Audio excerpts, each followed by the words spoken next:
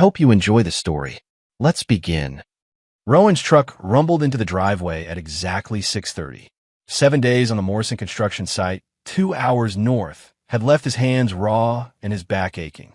He killed the engine and sat for a moment, watching the warm glow from the kitchen window. Home should have felt welcoming. It didn't. The front door stuck when he pushed it. He'd been meaning to fix that for months. Inside, the house smelled like roasted chicken and something chemical he couldn't place. Dad! Ava's voice carried from the living room. She appeared in the hallway, still in her school clothes, paint smudges on her fingers. Hey, kiddo. He wrapped her in a hug, breathing in the familiar scent of her strawberry shampoo. What are you working on? A landscape. Trees and mountains. She pulled back, studying his face. You look tired. Just a long week. Where's your mom? Ava's eyes flickered toward the kitchen. She's cooking. The hesitation in her voice made him look closer. Dark circles under her eyes. Shoulders tense.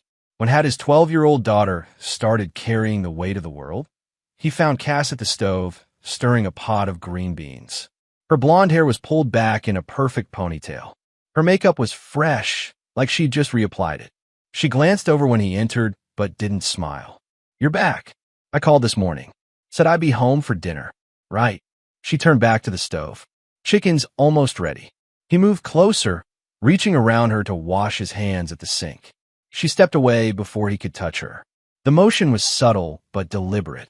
Long week? She asked, not looking at him. Same as always. How was yours? Fine. Rowan dried his hands slowly, watching her profile. When had she stopped meeting his eyes? When had their conversations become this hollow exchange of nothing? Ava seems quiet. Cass's stirring motion faltered for half a second. She's 12. They're all moody at that age. She's not moody. She's worried. About what? You tell me. Finally, Cass turned to face him. Her blue eyes were cold, calculating. I don't know what you mean. The timer on the oven buzzed. She moved past him to pull out the chicken, and he caught that chemical smell again. Bleach, maybe, or cleaning supplies. Dinner was a quiet affair. Rowan carved the chicken while Cass served the sides. Ava picked at her food, glancing between her parents like she was watching a tennis match. Tell me about school, Rowan said. We're reading Bridge to Terabithia in English class. Ava's voice was small. It's sad. What's it about? These kids who create this imaginary kingdom. But then, she trailed off, looking at her plate. Then what? One of them dies. In an accident.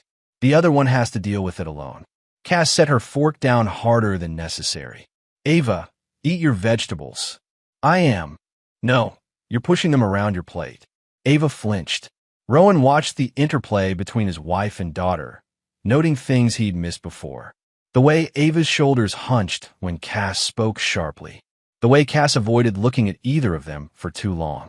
The chicken's good, he said, breaking the tension. Thank you. Cass's response was automatic, polite, like she was talking to a stranger. After dinner, Ava retreated to her room to finish homework. Rowan helped clear the table, moving around Cass in their kitchen dance. But the rhythm was off. She kept her distance, handed him plates without letting their fingers touch. You want to watch something? He asked. That show you like is on tonight. I have some things to do online. You watch if you want. She disappeared toward their bedroom. Rowan stood in the empty kitchen, listening to the house settle around him. Through the window, he could see the Hendersons next door watching TV together on their couch. Normal. Happy, he climbed the stairs and knocked on Ava's door. Come in. She was lying on her bed, sketchbook propped against her knees. The landscape she'd mentioned was taking shape, dark mountains against a storm-filled sky. That's beautiful. It's not finished yet. She added shadow to a pine tree. Dad, yeah, is everything okay? With you and Mom? The question hit him like a punch to the gut. Kids weren't supposed to ask things like that. Kids were supposed to feel safe in their own homes. Why do you ask? You don't talk anymore. Not really. And she's been different. Different how? Ava set down her pencil. She used to hum when she cooked. She doesn't anymore. And she looks at us sometimes like she's seeing strangers. Rowan sat on the edge of her bed. Adults go through rough patches sometimes. It doesn't mean anything's wrong. But even as he said it, he knew he was lying. Something was very wrong. He just didn't know what yet. Dad, Ava's voice was barely a whisper. Are you going to leave? No. The word came out fierce, definitive. I'm not going anywhere. Neither are you. This is our home. She nodded, but tears gathered in her eyes. He pulled her into a hug, feeling how fragile she seemed in his arms. When had his little girl started carrying fears this big, later that night, he lay in bed next to Cass. She was already asleep or pretending to be. Her breathing was too controlled, too even. In 12 years of marriage, he'd learned the difference that he stared at the ceiling, thinking about chemical smells and cold shoulders in his daughter's worried eyes. Something was coming. He could feel it in his bones, the same way he'd felt incoming mortars in Afghanistan. He just didn't know how to stop a point. 3 days later, they sat down for dinner again. Rowan had spent the day regrouting the Hendersons' bathroom. Ava had made progress on her painting. Cass had been home all day, but the house looked untouched, like she'd spent the hours sitting perfectly still. I picked up your prescription, Rowan said, serving himself mashed potatoes. The one Dr. Martinez called in. Cass paused with her fork halfway to her mouth. Which prescription? For your headaches. The bottle's on the counter. Oh, right. Thank you. But she hadn't had headaches lately. At least, she hadn't mentioned any. Rowan made a mental note to check the bottle later. Ava, how was our club? Good. Mrs. Peterson wants to display my landscape in the hallway. That's wonderful, Cass said. Her smile looked painted on. They ate in relative quiet. Rowan tasted his food carefully. The meatloaf was different somehow. More salt? Different seasoning? Cass had always been a good cook, but tonight something felt off. This is really good, he said, testing. Thank you. I tried a new recipe. Ava took a bite and made a face. It tastes weird. Ava. Cass's voice was sharp. Don't be rude. I'm not being rude. It just tastes. She pushed the food around her plate. Can I have a peanut butter sandwich instead? Cass reached across the table for Rowan's water glass. As she lifted it to her lips, her face suddenly went white as paper. Wrong glass, she whispered. Then she convulsed. The glass shattered on the floor as her body seized violently. Her eyes rolled back. Foam appeared at the corner of her mouth, and she pitched forward onto the table. Mom! Ava screamed. Rowan was moving before conscious thought kicked in, catching Cass before she could hit the floor. Her body was rigid, every muscle locked in spasm. Call 911, Ava. Now! His daughter stood frozen, staring in horror as her mother convulsed in his arms. Ava! She snapped out of it and ran for the phone. Rowan lowered Cass to the floor, rolling her onto her side as the seizure began to subside. Her breathing was shallow, her pulse rapid and weak. It's okay, Cass. Help is coming. But even as he said it, his mind was racing. Wrong glass. She'd said wrong glass, which meant she'd expected one of the glasses to be different. The ambulance arrived in minutes. The EMTs took over, asking rapid-fire questions Rowan couldn't answer. What had she eaten? Any medications? Medical history? We need to get her to Memorial immediately, the lead EMT said. This looks like poisoning. Poisoning? Ava grabbed Rowan's arm. Someone poisoned Mom? We don't know yet, baby. But as Rowan watched them load Cass into the ambulance, her words echoed in his mind. Wrong glass.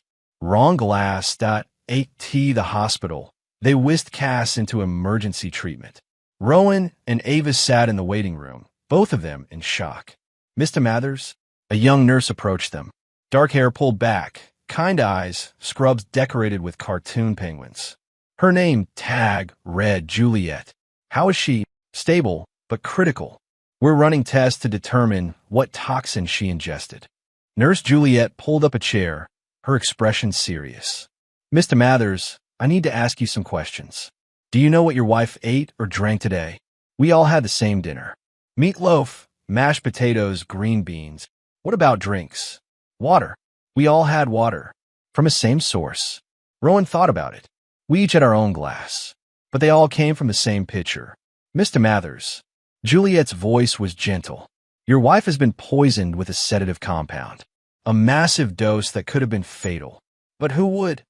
That's what we need to figure out. Is there anyone who might want to hurt your wife? Rowan shook his head, but something nagged at him. Wrong glass. Why would she say wrong glass unless she'd expected? Can I see her? She's unconscious right now. The sedatives are very strong. But Mr. Mathers, there's something else. We found trace amounts of the same compound in her system from previous exposure. This wasn't the first time. The words hit him like a punch to the gut. What are you saying? Someone's been dosing your wife with these drugs for weeks, maybe longer. Tonight's dose was just much higher than the others. Bring your daughter here. Now. Rowan blinked. What? Juliet leaned forward. Mr. Mathers, if someone has been poisoning your wife systematically, your daughter might be in danger too. I want to run some blood work on her, just to be safe. An hour later, Dr. Martinez found them in the consultation room. Ava had been remarkably brave during the blood draw, but now she sat curled against Rowan's side, exhausted and scared. Mr. Mathers, your daughter's tests came back clean. No signs of any toxins. Relief flooded through him. Thank God. But Dr. Martinez continued. We need to talk about your wife's condition. The pattern of exposure suggests this wasn't random. Someone with regular access to her food or drinks has been systematically poisoning her. That's impossible. No one has access except him, and Ava, and Cass herself. Doctor, my wife said something strange before she collapsed. She said wrong glass, like she was expecting one of the glasses to be different. Dr. Martinez exchanged a look with Nurse Juliet. Mr. Mathers, is it possible your wife knew about the poisoning? That she was expecting it, but something went wrong? The question hung in the air like a toxic cloud. Rowan felt the world tilt beneath him as a terrible possibility began to form in his mind. Ava slept through the night under observation. Rowan sat beside her bed, watching her small chest rise and fall, listening to the steady beep of machines. Cass had gone home around midnight to get some rest and check on the house. At dawn, a different nurse brought him coffee and told him Ava was stable. The sedatives were working their way out of her system. She'd probably wake up within the hour. She's lucky, the nurse said. Another hour or two, and the dose could have stopped her breathing. Lucky, right? When Ava stirred, Rowan was there. Her eyes opened slowly, confused and frightened. Dad, I'm here, baby. You're okay. You're in the hospital, but you're okay. What happened? You got sick at dinner. Do you remember that? She nodded slowly. The meatloaf tasted funny. Funny how? Bitter. Like medicine. She struggled to sit up. Where's Mom? She went home to rest. She'll be back soon. But as Rowan said it, he found himself hoping Cass would stay away. Something cold and hard was building in his chest. Suspicion crystallizing into certainty. Dad, am I going to be okay? Yes, absolutely. I promise. A promise he intended to keep. Whatever it took, an hour later, Dr. Martinez arrived with Ava's discharge papers. She could go home, but needed to take it easy for a few days. No school until her system was completely clear. We'll want to see her again next week, he said to Rowan, just to make sure there are no lasting effects. What about finding out what poisoned her? The police will want to test anything she might have eaten. They'll probably come by your house today. Police. The word sent a chill through him. This was really happening. They discharged Ava around noon. Rowan signed the papers with one hand while texting Henry with the other. He needed backup. He needed someone he could trust absolutely to in the car. Ava dozed against the window. Rowan watched her in the rearview mirror, noting how pale she still looked. Someone had tried to hurt his daughter. Someone had been hurting his daughter for days, maybe weeks. He was going to find out who, and then he was going to destroy them. The house looked normal when they pulled up. Cass's car was in the driveway. The front yard was neat and trim. But Rowan felt like he was approaching enemy territory. Inside, Cass rushed to hug Ava. Oh, sweetheart, I was so worried. For a moment, watching his wife hold his daughter, Rowan almost convinced himself he was wrong. Almost. Then he caught the way Cass was looking at him over Ava's head. Calculating. Measuring. How do you feel, baby? Cass asked. Tired. And my tummy hurts. Why don't you go rest in your room? I'll bring you some soup later. After Ava went upstairs, Rowan found himself alone with his wife in the kitchen. The scene of the crime. The plates from dinner were gone, but he could still see where Ava had collapsed. The doctor said she was poisoned. Cass's hands stilled on the counter. Poisoned? How is that possible? Someone put sedatives in her food. That's horrible. Who would do something like that? Her shock looked real. Sounded real. But Rowan had spent 2 tours in Afghanistan learning to read people who wanted to kill him. He trusted his instincts. Cass, where's your purse? What? Your purse. Where is it? In the bedroom. What? You left it at the hospital. She blinked. Once. Twice. Oh, right. I must have forgotten. No. You took it with you when you left. I saw you. The mask slipped. Just for a second. But it was enough. Rowan, what are you trying to say? I'm saying you're lying. She drew herself up, summoning righteous indignation. How dare you? My daughter was poisoned, and you're accusing me of. Your purse was on the table next to your bed at the hospital, right next to your chair. Your phone was charging next to it. So you said you forgot it, but you didn't. It was right there. Cass opened her mouth to argue, then seemed to realize the hole she'd dug. Her shoulders sagged slightly. I don't know what you want me to say. I want you to tell me the truth. The truth about what? About why you lied. About why Ava's been sick for weeks. About why you've been acting like a stranger in your own house. For a long moment, they stared at each other across the kitchen. 12 years of marriage. 13 years together. All of it balanced on this moment. I need some air, Cass said finally. I'm going for a walk. She grabbed her keys and headed for the door. The moment she was gone, Rowan moved. Her purse was on the kitchen counter. Inside, he found her phone passwordless, trusting the way she'd always been, or pretended to be. The text messages started 3 months ago. A contact listed as LK. Miss you gorgeous. Can't wait for night. Rowan's going out of town next week. Perfect timing. Did you book the cabin? This is taking too long. When are we going to do it? Soon. I need to be careful. Everything has to be perfect. I'm getting impatient. Maybe we should just leave. Take the girl and go. No. We stick to the plan. Trust me. Rowan's hand shook as he scrolled through months of messages. Affairs he could have handled. He'd been cheated on before in his first marriage. But this got the insurance paperwork today. $500,000. More than enough to start over. What about the kid? Ava comes with us. She'll understand eventually. And if she doesn't, she will. Children are resilient. I don't like kids. Casta, she'll grow on you. Besides, we'll have plenty of money to send her to boarding school if needed. The messages got worse. More detailed. Plans for making Rowan's death look like an accident. Dosing schedules for something called practice runs. References to a shell company, bank accounts in the Cayman Islands. Then, 3 days ago, it's time. Tomorrow night. You sure you got the dosage right? I've been practicing on Ava for weeks. Same body weight, same metabolism. It's perfect, practicing on Ava. The words blurred as rage filled his vision. His wife had been poisoning their daughter as a test run for murdering him. What if something goes wrong? Nothing will go wrong. He'll have a heart attack during dinner. Natural causes. We'll be grief-stricken. The insurance will pay out in 6 months. And then we disappear. New names, new life. Beach house in Costa Rica. Just like we always talked about. Can't wait to see you tomorrow. Soon, my love. Very soon. But something had gone wrong. Ava had eaten from the wrong plate. Or maybe Cass had gotten confused. Either way, his daughter had nearly died because his wife wanted him dead. Rowan set the phone down carefully. His hands weren't shaking anymore.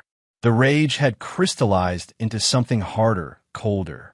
More useful. That he heard Cass's car in the driveway. When she walked into the kitchen, he was sitting at the table, her phone in front of him. She saw it immediately. Her face went dead white. Rowan, L.K., Landencroft. Your old college boyfriend. The one with the logistics company. She didn't deny it. Smart. There was no point. How long, he asked. How long what? How long have you been planning to kill me?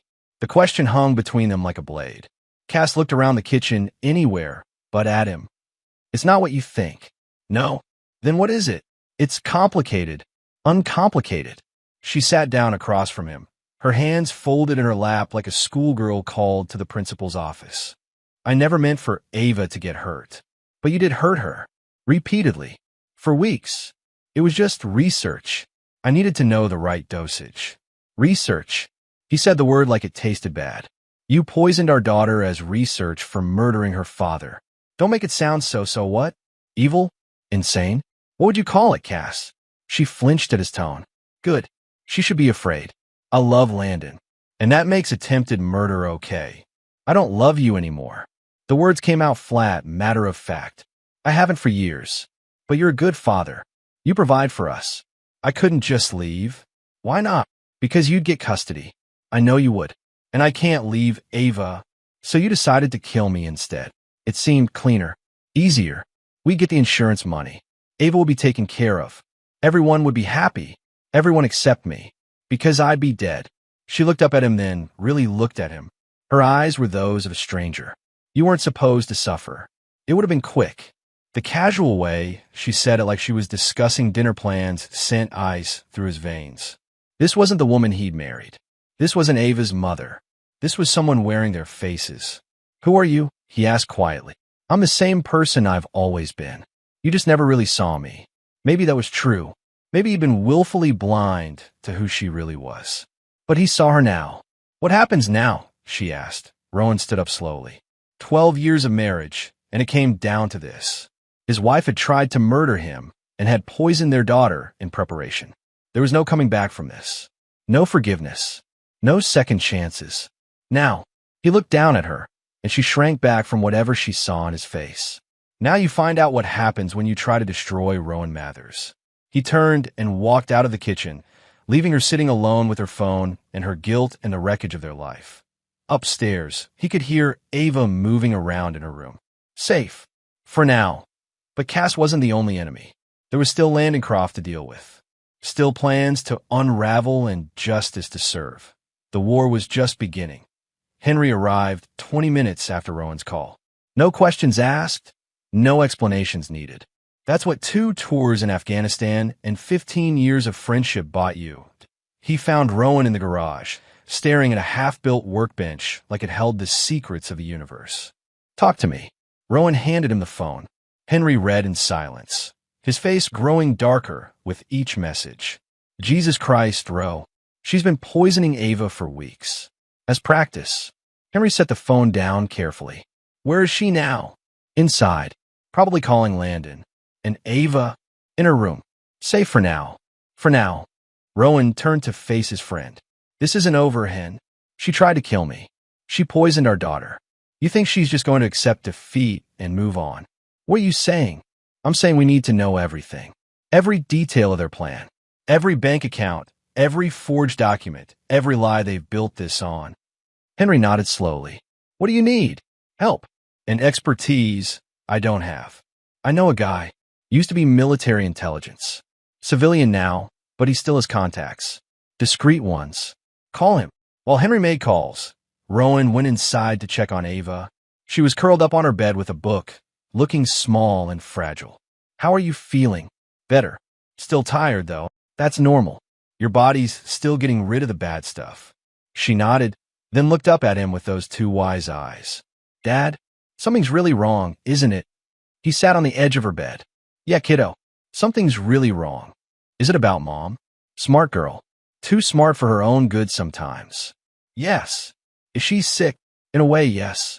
But not the kind of sick that got better with medicine. Ava, I need you to listen to me carefully. In a little while, you're going to go stay with Uncle Henry for a few days. Why? Because I need to take care of some things, and I need to know you're safe while I do it. Fear flickered in her eyes. Safe from what? From people who want to hurt us. Mom. The question was barely a whisper. Rowan felt his heart break a little more. I don't know yet, but I need to find out. She was quiet for a long moment, processing this in the way kids do when their whole world shifts beneath them. Okay, she said finally. But you'll come get me when it's safe? The minute it's safe. I promise. An hour later, Henry's contact arrived. Marcus Ellis looked like an accountant, thin, pale, unremarkable. But his eyes were sharp and cold, and he handled technology with the easy confidence of someone who'd used it to topple governments. They set up in Rowan's home office. Marcus connected scanners and tablets and devices whose names Rowan didn't know. Within minutes, he was pulling data from phones, computers, financial records. Your wife's been busy, Marcus said, fingers flying across a keyboard. Multiple bank accounts, all opened in the last 6 months. Shell companies in Delaware and Nevada. Very sophisticated setup. How sophisticated? She didn't do this alone. Someone with serious financial expertise helped plan this. Images appeared on his tablet. Bank statements, transfer records, incorporation documents. Here's your life insurance policy. $500,000, just like the text said. But there's more. She also took out accidental death policies on you through 3 different companies. Total payout would be about $2 million. Rowan felt sick. She's been planning this for months. Longer. Look at this. Marcus pulled up more records. She's been moving money around for almost a year. Small amounts at first, then larger. Building up reserves in hidden accounts. Where's the money coming from? Your joint accounts, mostly, but also cash deposits. Someone's been funding this operation. Landon Croft. Most likely. Let me check. More typing. Oh, this is interesting. Croft Logistics has been paying consulting fees to one of your wife's shell companies. $50,000 a month for the last 6 months. Consulting fees for what? Doesn't matter. It's money laundering. They're creating a paper trail to justify large cash transfers. Henry leaned over Marcus's shoulder. What else you got? Travel reservations. Costa Rica, just like the text mentioned. 2 adults, 1 child. Open-ended tickets purchased 3 months ago. So they were really going to take Ava. Looks like it. They've also got property reserved down there. Beach house in Manuel Antonio. Very nice. Very expensive. Each revelation hit like a physical blow. This wasn't a crime of passion or a moment of weakness.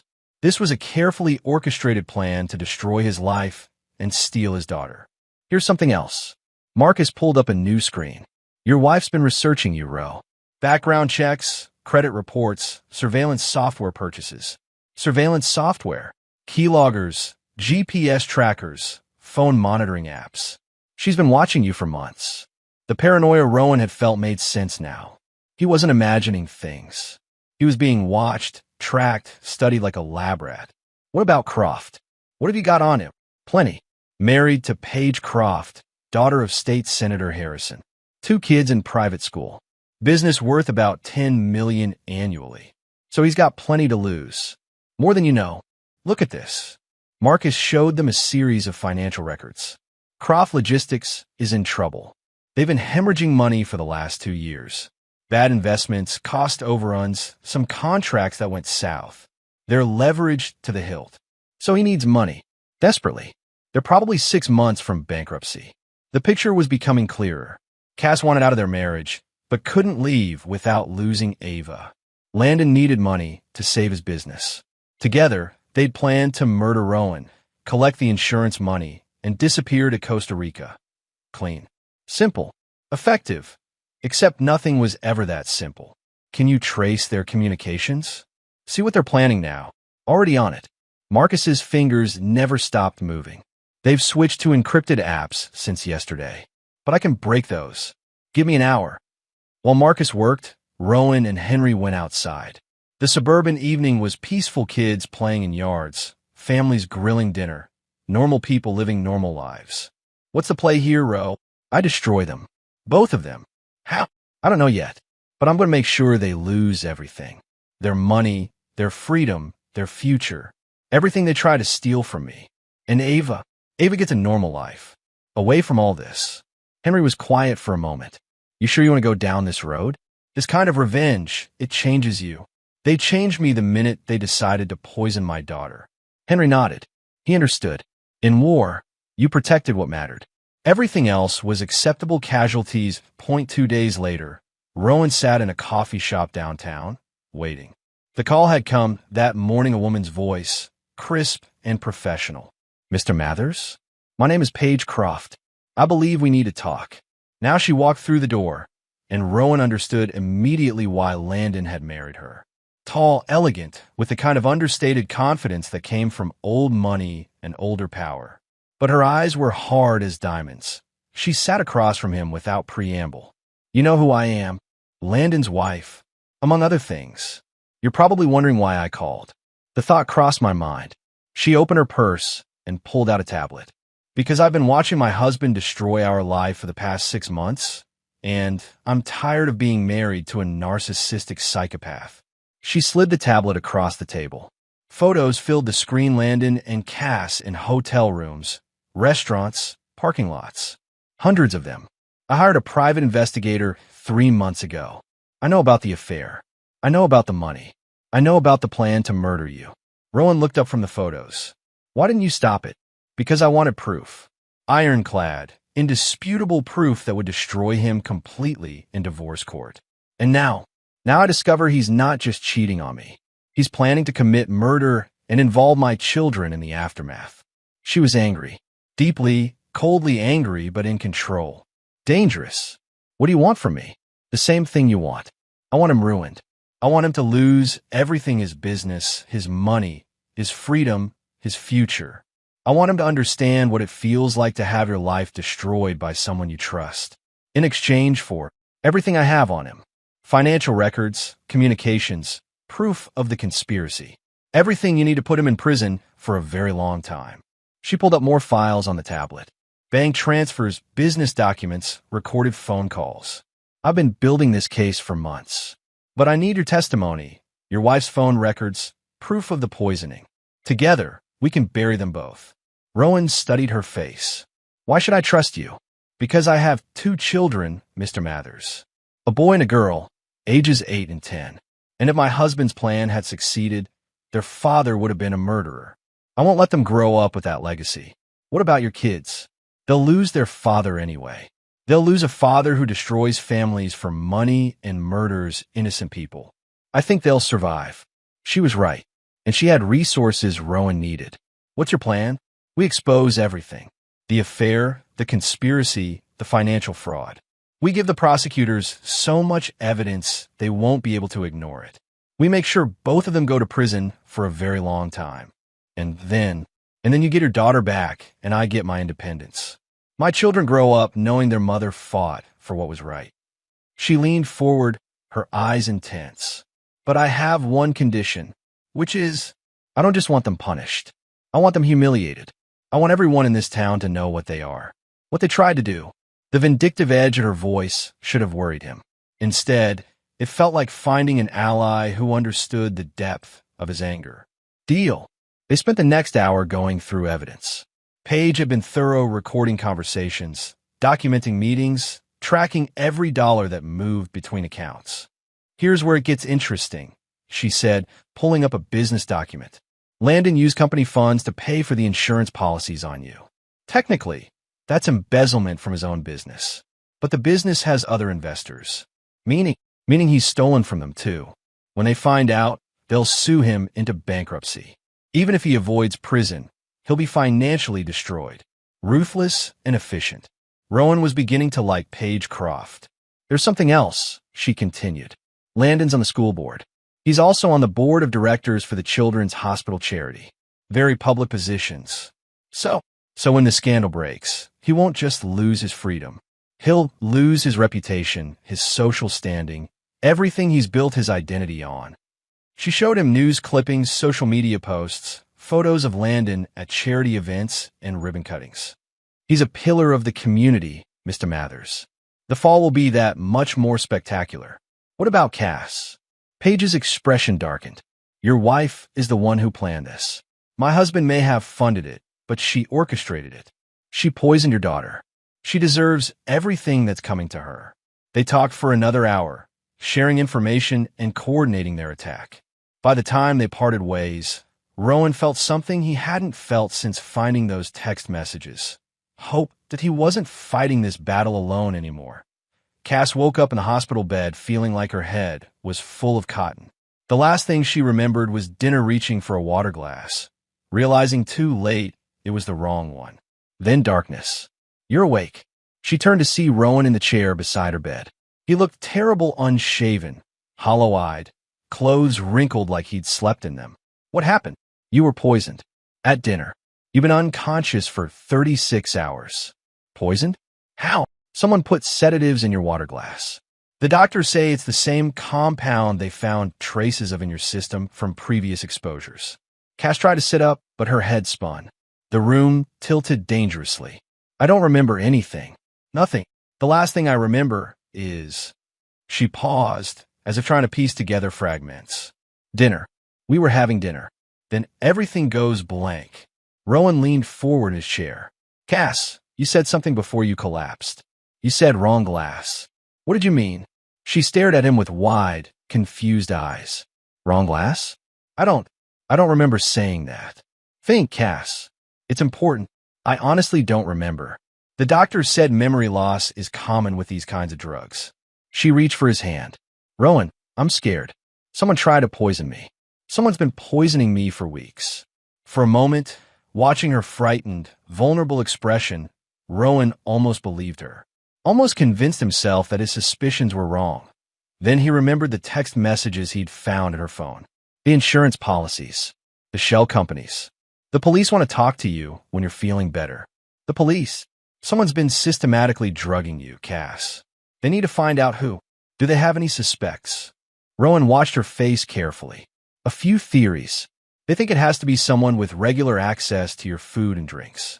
Something flickered in her eyes. Fear? Calculation? It passed too quickly to tell. Well, she said slowly, that would be you, me, or Ava. They've already cleared Ava. And me. So who? A nurse entered Juliet carrying a clipboard and wearing a professional smile that didn't reach her eyes. Mrs. Mathers, good to see you awake. How are you feeling? Confused. Scared. That's understandable. The drugs you ingested can affect short-term memory formation. Juliet made notes on her chart. Mrs. Mathers, I need to ask you some questions about the night you collapsed. I'll try to remember. Do you recall feeling dizzy or nauseous before dinner? No, I felt fine all day. What about the water glasses? Do you remember anything about them? Cass shook her head. Nothing. Like I told Rowan, everything after dinner is just gone. Juliet exchanged a look with Rowan. Mrs. Mathers, is there anyone in your life who might want to hurt you? Anyone you've had conflicts with? No, no one. I can't imagine who would do this. After Juliet left, Cass turned to Rowan with tears in her eyes. I'm so sorry this is happening to our family. Poor Ava. She must be terrified. She's staying with Henry for now, until we know it's safe. That's probably best. Cass wiped her eyes. Rowan, when I get out of here, I want us to move. Leave this place. Start fresh, somewhere new. Move. Yes. Away from whoever did this. Somewhere we can feel safe again. What about your job? Your friends here? Our whole life. What life? Someone tried to kill me, Rowan. Our daughter isn't safe in our own home. Nothing here matters more than our family's safety. She squeezed his hand, looking into his eyes with what seemed like genuine love and concern. I know I've been distant lately. Cold. I've been feeling like someone was watching me, following me. I thought I was being paranoid, but now I know I was right to be scared. You felt like you were being watched. For months. Little things. Items moved in the house. Phone calls where no one spoke, feeling like someone had been in our yard at night. I couldn't prove anything, so I didn't want to worry you. The lies came so smoothly, so naturally. If Rowan hadn't seen the text messages, hadn't found the bank records and insurance policies, he would have believed every word. Cass, he said softly, I want you to know that no matter what happens, I'm going to protect our family. I know you will. That's why I fell in love with you. You make me feel safe. Do I? Of course. Why would you ask that? No reason. Just glad to know you trust me. Over the next 3 days, as Cass recovered in the hospital, Rowan played the part of the devoted husband perfectly. He brought her flowers, sat with her for hours, held her hand when the nightmares came to anyone watching. He was a man deeply in love with his wife, desperate to solve the mystery of who had tried to poison her.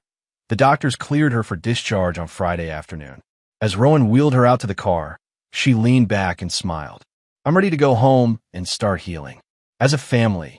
Me too, Rowan said. But he wasn't taking her home to heal. He was taking her home to trap her. During her hospital stay, Marcus had finished installing surveillance equipment throughout the house. Cameras, audio recording devices, computer monitoring software. Everything Cass did, everywhere she went, everyone she contacted, it would all be recorded. Thank you for taking such good care of me, she said as he helped her into the house. Always. You're my wife. I made a vow. She kissed him softly. I love you, Rowan Mathers.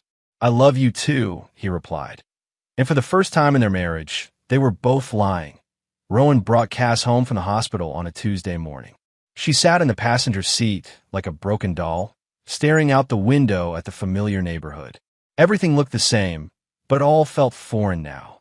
"Ava is still at Henry's," Rowan said as they pulled into the driveway. "I thought it would be better if you two had some time to adjust. When can I see her? Why decide it's safe?" Inside, the house felt hollow. Cass noticed immediately that things were missing: family photos from a mantel, some of her paintings from the walls.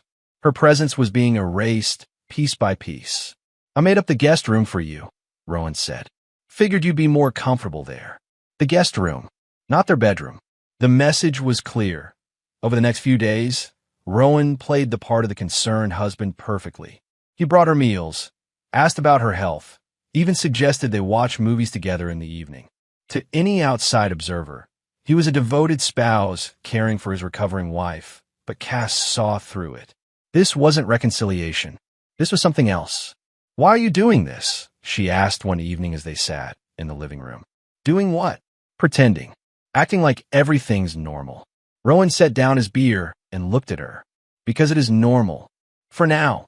For now. Cass, you spent months planning to murder me. You think I'm just going to let you walk away? Start over somewhere else? What do you want? I want you to understand what you threw away.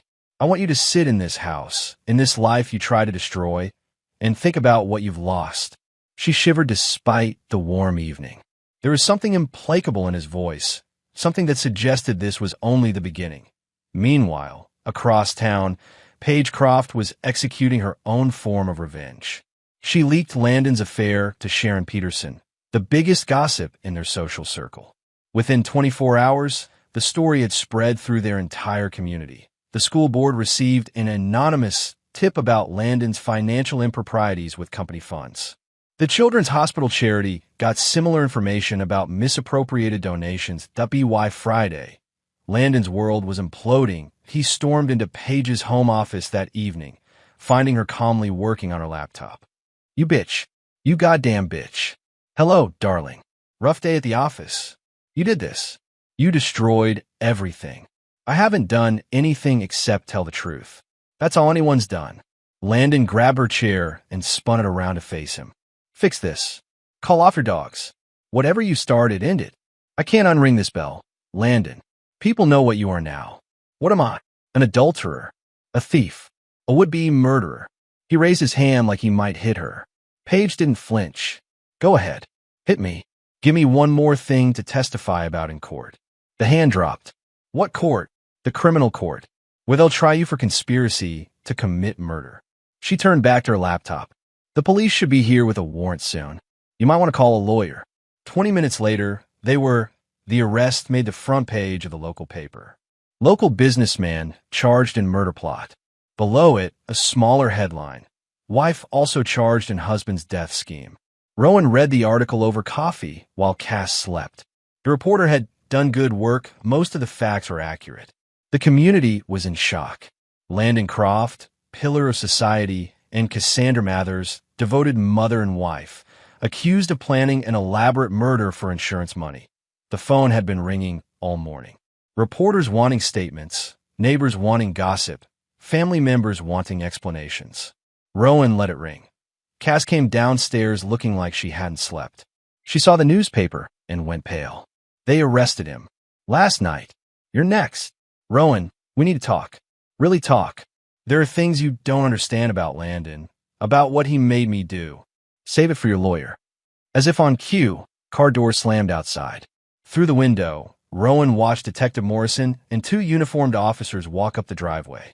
"Cassandra Mathers, you're under arrest for conspiracy to commit murder in the first degree, attempted murder, insurance fraud, and child endangerment." They read her rights while she stood frozen in the kitchen doorway. She looked at Rowan as they put the handcuffs on. "Please, don't let them take Ava away from me." He didn't respond, didn't even look at her as they led her out of the house. The trial was set for 6 months later. Rowan spent that time rebuilding his life, his relationship with Ava, his sense of safety in the world. He sold the house and bought a small place closer to Henry's business. Ava changed schools, started fresh where no one knew her story. She struggled at first. Nightmares about the poisoning. confusion about why her mother wasn't coming home, anger that her father had let this happen. "I should have seen it sooner," Rowan told her during one of their talks. "I should have protected you better. You couldn't have known. I should have. Fathers are supposed to protect their daughters. You did protect me." In the end, when the trial began, Rowan testified first. He told the story calmly, methodically, reading from phone records and financial documents. The prosecutor walked him through the timeline, the insurance policies, the text messages, the poisoning episodes. "Mr. Mathers, did you ever suspect your wife was trying to kill you?" "Not until it was almost too late." "What made you finally realize the truth?" "When she nearly killed my daughter instead." Cass's defense attorney tried to paint her as a victim of Landon's manipulation. A battered wife, psychologically abused, forced into a scheme she never wanted. But the text messages told a different story. Cass's own words, her enthusiasm for the plan, her cold calculation about dosage amounts and murder methods. Pagecroft testified for 3 hours, detailing Landon's financial crimes and his threats against his own family. She was devastating on the stand, articulate, prepared, absolutely certain. The most damaging evidence came from Nurse Juliet and Dr. Martinez. They testified about the pattern of poisoning, the escalating doses, the clear signs of chronic exposure in Ava's system. "In your medical opinion," the prosecutor asked Dr. Martinez, "was this a case of accidental poisoning?" "Absolutely not. The pattern shows deliberate, systematic administration of sedatives over several weeks. Someone was testing dosages. Testing for what purpose?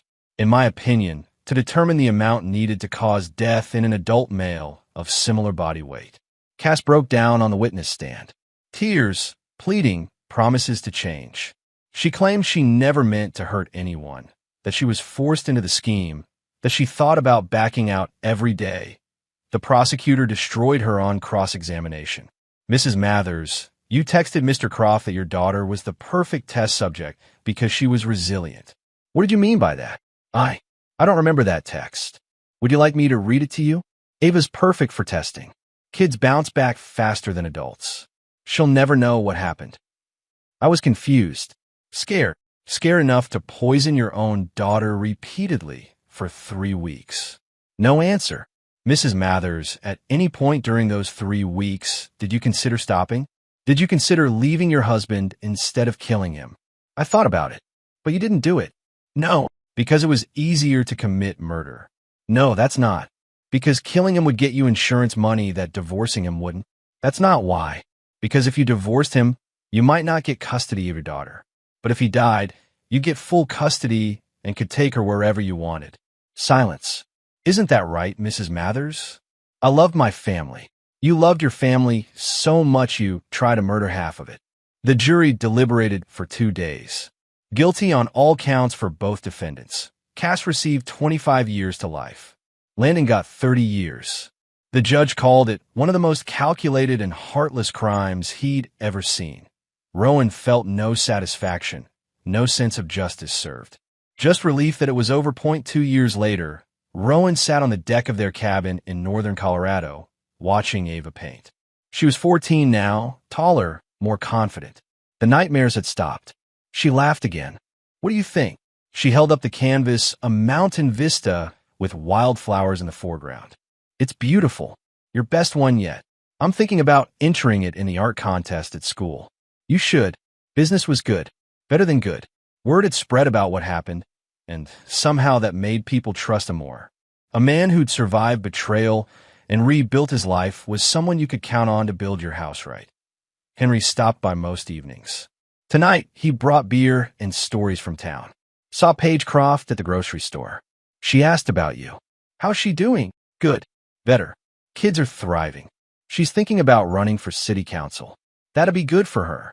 They drank in comfortable silence, watching the sun set behind the mountains. Ava had gone inside to clean her brushes. "Any word from—" Henry didn't finish the question. "No, nothing." Cass had written letters at first. Apologies, explanations, pleas for forgiveness. Rowan hadn't opened them. After 6 months, they stopped coming. "You ever think about dating again?" "Sometimes, but not yet. Maybe not ever. I don't trust my judgment anymore." Your judgment was fine. She was just that good at lying. Maybe. Or maybe he'd seen what he wanted to see for so long that he'd forgotten how to see the truth. His phone buzzed. A text from an unknown number. We did it. He's officially bankrupt. Thank you for everything. P. Page. Landon's final defeat, then. The civil suits had apparently finished what the criminal trial started. He deleted the message without responding. Dad, Ava called from inside. Can we make hot chocolate? Of course. Inside their small cabin, Rowan made hot chocolate while Ava worked on homework at the kitchen table. This was his life now. Quiet. Simple. Safe. Sometimes, late at night, he wondered what would have happened if Ava had never gotten sick that night. If Cass's plan had worked, he'd be dead. She'd be in Costa Rica with Landon and probably Ava, and everyone would remember him as a good man taken too soon. Instead, Cass sat in a concrete cell, probably wondering how her perfect plan had gone so wrong. Landon was in a different prison, his children visiting him on weekends, his ex-wife rebuilding the life he'd tried to destroy. Justice, maybe. Or just consequences. The fire in the fireplace crackled as they settled in to watch a movie. Ava curled up on the couch beside him, head on his shoulder. Safe. Happy. Healing. Dad. Yeah. I'm glad we moved here. Me too, kiddo. Me too. Outside, snow began to fall, covering the world in a white blanket of forgiveness. But some stains went too deep to wash clean. Some betrayals left marks that never healed. Rowan had learned to live with his scars. He'd taught Ava to live with hers. They were building something new from the ashes of what they'd lost. And that was enough. That had to be enough. Because in the end, survival wasn't about forgetting the past or forgiving the unforgivable. It was about refusing to let the darkness win. It was about protecting what mattered and never, ever letting anyone take it away again. The fire burned bright in the hearth. Outside, the snow fell silent and clean.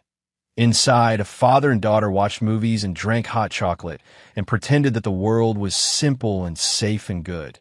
And for now, for them, it was.